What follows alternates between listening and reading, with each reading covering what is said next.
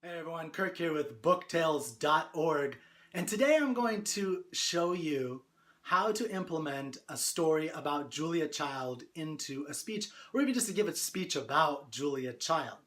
Now, at booktales.org, we feed the story-starved speaker. We believe that it's important to have a vast repository of great stories that you could tell at any given time. If you listen to the Q&A sessions of great speakers, or just even their speeches of Malcolm Gladwell, Simon Sinek, and people like that, you'll hear that they have amazing stories that they can tell at any given moment. And so we're dedicated to feeding the story-starved speaker. Today, we're going to talk about the story of Julia Child. Now, you may be wondering, why Julia Child? Well, the speech isn't going to be able to be implemented into any speech at any time, but the speech is really good, or this story is really good if you have an audience of college students or high school students, or if you're trying to tell an interesting anecdote about someone who took action even when they didn't know exactly what the results were going to be, and they achieved great things. So if you don't know, Julia Child wanted to become a novelist, was her first career path, and she ended up being the first TV celebrity chef ever. And that is, how did she go from novelist to TV celebrity chef? And she was an advertisement writer, copywriter. She was a spy. She was a cookbook writer and a French chef. And then she went on to become, at 50, her real dream and her real unique contribution of being a TV celebrity chef. And I'm going to talk a little bit at the end of the story. So I'll tell you the story in just a second here. And then afterwards, I'll give you some tips and points on how to implement this into your actual talks.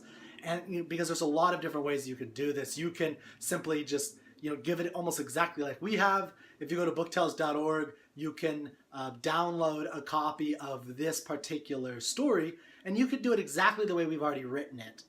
Or you can, what I recommend is you could read the story, get a familiarity with it, and then take out the bullet points, the essential points that we've gathered, which are absolutely essential for the story, and then put it in your own words. I think that is way, way better, and that's what we try to do here at booktales.org. Okay, so I hope you enjoyed this story about Julia Child. After college, Julia Child went to New York City so that she could become a novelist. After a while, though, she found that the only work she could find was as a copywriter for an advertising company that sold furniture. She wrote in her journal when she was a young 20-something, "Sadly, I am an ordinary person with talents I do not use." Now, for her, luckily, not for the world, but she was able to change her whole world and take different action because World War II happened, and she decided to take action and to do something.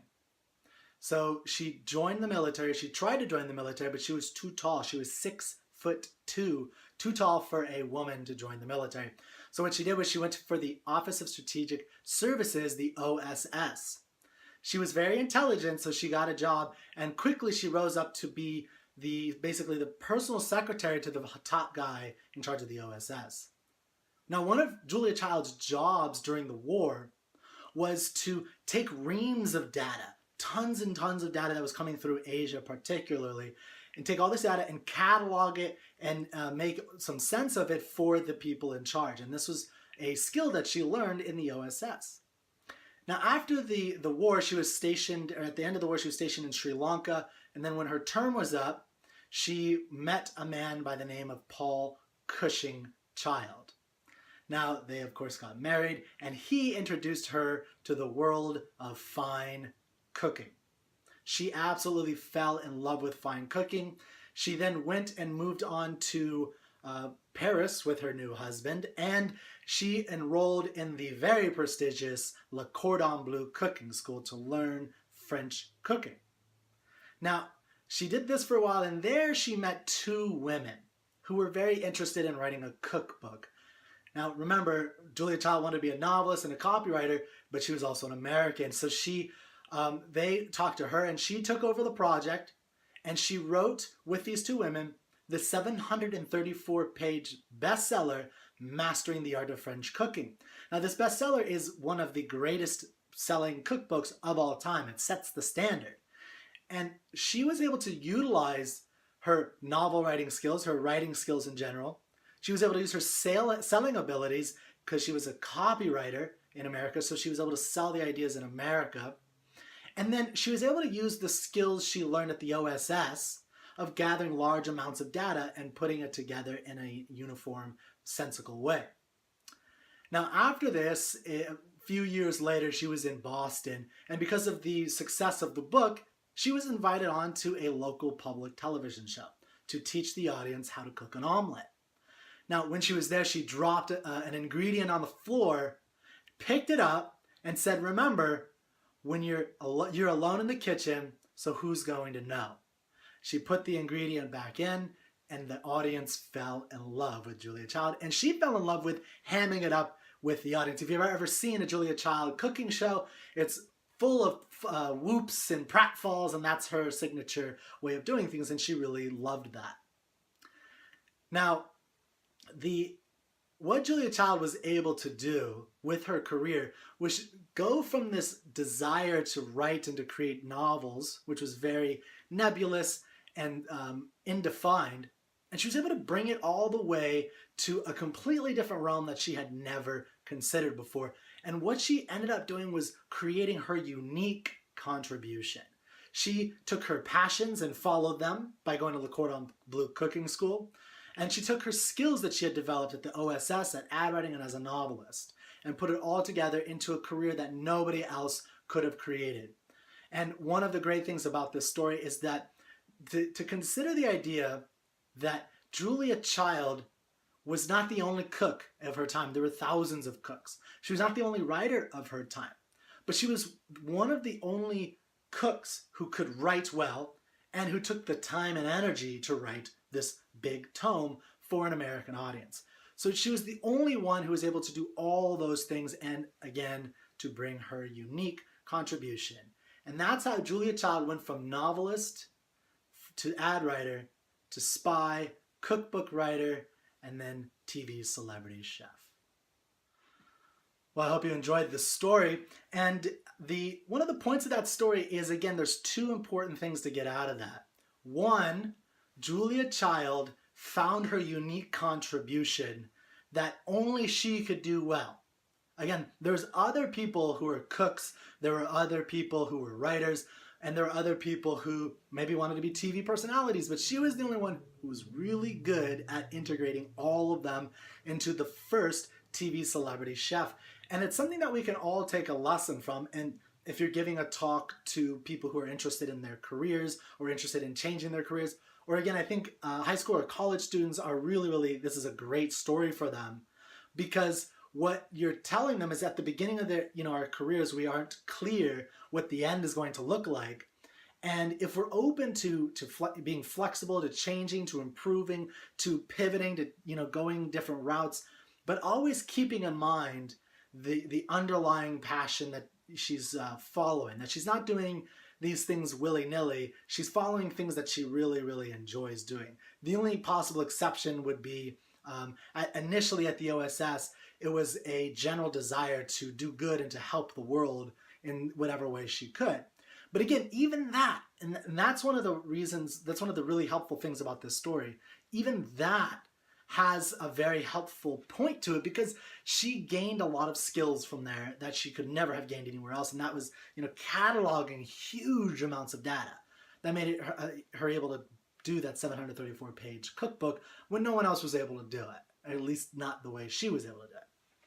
So it's a great little story to implement into, college talks or anything like that, or just a great little story about a woman who took action despite not knowing where things were going to go. So if you want to spur people onto action, this is a great story, because you don't know where you're going to go. You don't know the results. All you know is that you really enjoy something, and that action is the only way to get anywhere. So I'm going to give you a couple quick little key points that you could take away from this, and you can implement into your own stories or into your own speeches, because there are a few elements you really need to have this whole story make sense. So the overall idea is how Julia Child found her unique contribution, how it was unique to her. So the first thing is that child moves to New York City to become a novelist, but she is not able to become a novelist, or she finds difficulty, and the only work she could find is as an ad copywriter for a furniture company. So you need to have novelist, but she's only able to get a job as a copywriter. You don't have to include, but you can include the little journal entry. Sadly, I am an ordinary person with talents I do not use. The second thing is then she goes to work at the OSS during World War II, and her job is to catalog reams of lots of data coming through Asia. The third thing is Sri Lanka. She met Paul Child, who he introduced her to fine cooking, and so she fell in love. She fell in love with Child and with fine cooking. And then she took action and went to Le Cordon Bleu cooking school. That's an action she took to become the best that she could be. And that's where she met the two women. And she wrote the book Mastering the Art of French Cooking, which then went on to become a bestseller. And then she was invited to the public television show to teach the audience how to cook an omelet. So it's moves to New York to become a novelist. She can only become a copywriter. She joins the OSS to integrate large amounts of data coming out of Asia. She moves to Sri Lanka at the end of the war, meets Paul Child, is introduced to fine cooking, and goes to Le Cordon Bleu to write the Mastering the Art of French Cooking, and then is invited onto the show. So those are the essence. You can tell that story in any way that you want. I mean, if you have only like 2-3 minutes, you can just go into a brief discussion or explanation of just those key points. You could simply say, you know, here's a person who at the beginning wanted to be a novelist and at the end ended up being a French chef, and she, boom, wanted to be a novelist in New York City. She went to the war to become OSS, and she learned how to integrate large amounts of data, and so on and so forth. And the point is to take the bullet points and to make them your own, but you do need the essence of each of those. So you can add some, you know, flowery details if you'd like to, or you could just cut it down to its bare bones, or you can even add more details than we have. Now at booktales.org, we have hundreds of great stories just like that one. It's our mission to feed the story-starved speaker. So check out booktales.org, where you can download, practice, inspire.